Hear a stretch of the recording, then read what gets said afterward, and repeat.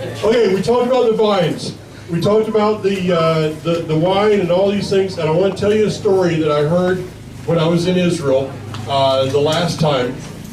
And that was, we had a guy come up, and he had talked to a rabbi up in France. And you were there, weren't you? You were, okay. So he had talked to a rabbi who was from France, and they were talking about the grapes and the vines and all this that's happening up on the Shomron, the Samaria region.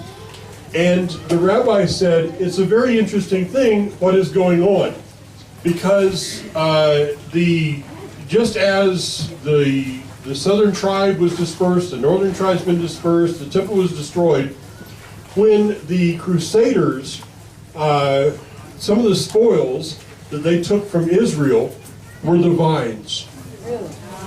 Okay, at one time Israel had the #1 vineyards in the world.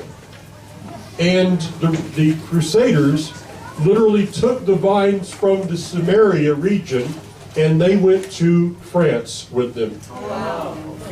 There is a wine called Chardonnay. You know that wine?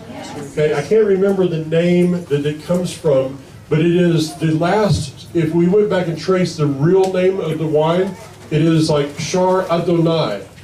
Really? Okay, it comes from, it is a Hebrew word. And so, you know that for the last 1,800 years or so, France has been, the wines of the world, right? They've been the standard of wine. Well, when the Israelis began to plant vineyards on the hills of Samaria, they went to France. And the vines came home. Oh, amen. The vines came home. See, the vines were dispersed into the land, into the nations. And today the vines are coming home. And today we see gold and silver medals being won by wineries such as Harbor Kai and Tura and Saigot. These wineries, that the men and women that own these wineries have been doing wine and vineyards for 5, 6, 10 years. And they're winning awards over the French in blind taste testings, to the point that the European nations are saying, because of the political nature of what's happening on the West Bank, we should not allow Israel to compete in the wine tastings. If you're scared, say you're scared. Okay? And so they are now winning these awards.